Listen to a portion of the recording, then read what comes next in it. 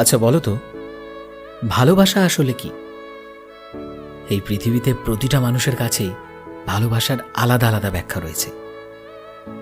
কারোর কাছে ভালোবাসা মানে কারোর সাথে সারা জীবন হাসি মুখে কাটিয়ে দেওয়া, তো কারো কাছে ভালোবাসা মানে তার থেকে দূরে থাকতে না পারা।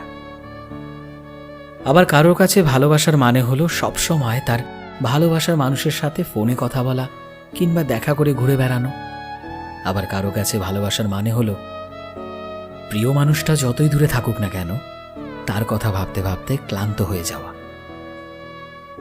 কিন্তু তোমরা কি জানো যে আসলে এই সব কোনো কিছুই ভালোবাসা নয়? যদি রাস্তায় চলার সময় তুমি কোনো মানুষকে দেখে বলো, ওয়াও, মেয়েটা কি সুন্দর, ছেলেটা তো বেশ হ্যান্ডসাম, তাহলে কি আমার লাভ এট ফার্স্ট সাইট হলো? তবে সেটা কিন্তু ভালোবাসা নয়।